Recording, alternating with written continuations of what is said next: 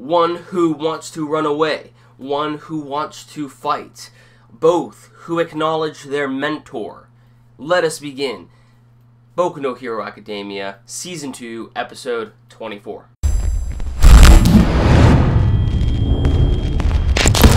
So we finally got it, people. We finally got the fight between All Might, Deku, and Bakugou. And I gotta say, this fight was awesome to see. It was definitely something that lived up to the hype. It was definitely an awesome fight. But at the same time, while I still think that, this was a hype fight and a very good one at that, at the same time, I think that when it comes down to the Todoroki fight that we saw with Deku like a couple episodes back and down in the tournament arc, or the cultural festival arc, whatever you want to call it, that fight, in terms of animation, was handled a whole lot better. Now, don't get me wrong, the animation in this fight was still good, but I don't want to say, they went all in as they did when it came down to that fight. Because that fight was just like, holy shit.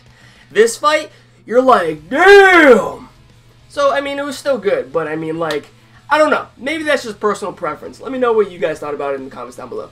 But anyway, I digress. When it comes down to this episode, you pretty much got what you expected. We expected to see the fight between Bakugou, Deku versus All Might, as well as seeing these two fight. I mean, because we know for a fact as viewers, from the episodes that we have seen in Boku no Hero Academia, that these two do not have the best relationship. And also, we got to, expect that, they're going to win at some point. How exactly they go about that process is what we don't know.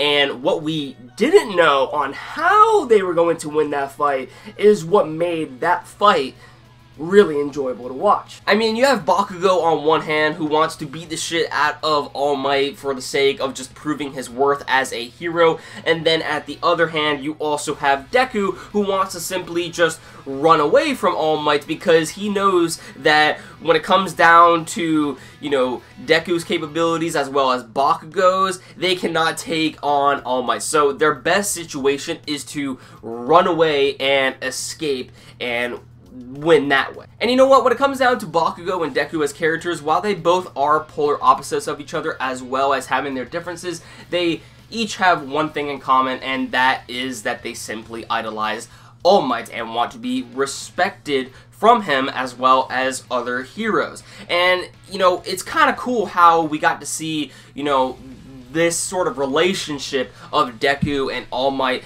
build up to this point. I mean, we knew for a fact, through the rest of the series of Boku no Hero Academia, they do not have the best relationship whatsoever, even though that these people used to be friends at some given point in time. But what's really interesting about this fight is the way it's presented, because as we know, these characters do not get along whatsoever, and they are literally going up against the most well-known, respected, and strongest hero there is, All Might. And by the way, on how they're exchanging dialogue between each other, it's just argument after argument after argument, to the point into which Deku literally punches Bakugou straight in the face to wake him up. Almost knocks him out, mind you. And this is where we start to see the quote-unquote teamwork start to come into play, because it's really not the best teamwork, because they're fully still not agreeing with each other at all. But the thing is that both of them do not want to lose. Bakugou is not one to lose. He always wants to win, win, win, win, win, win, win. And then we have Deku, who he simply just wants to end up passing this course. He does want to win, in fact, but he doesn't believe that they can actually go on full force and take out All Might. They just wouldn't have a chance at all. So, eventually it comes to the agreement in which they kind of use the fight or flight sort of method, in which, one of them ends up diverting All Might away from the attention of the other while the other one tries to escape. I mean, both of them do end up fighting All Might to a certain degree, but it all boils down to eventually, one of them has to actually escape out of the area if they are to pass this course against All Might, and we eventually see that at the end of the episode. However, when it comes down to Deku, he's not one to escape by himself. He always takes his comrades into consideration, even if they don't agree on everything. And we eventually see, you know, a really cool moment with Deku punch the crap out of All Might, stuns All Might for a second, picks up Bakugou, and then flees out of the course, and eventually they win. But that, I thought, was really cool. So yeah, when it comes down to this fight in general, I wouldn't say it's the best animated fight that we have had out of the series of Boku no Hero Academia, but it definitely was a hype fight nonetheless, and did not disappoint. So, then we move on over by the ending of this episode, and that is where we get to see tension start to build yet again, as we see Shiragaki-sama as, you know, the hand dude, Shiragaki.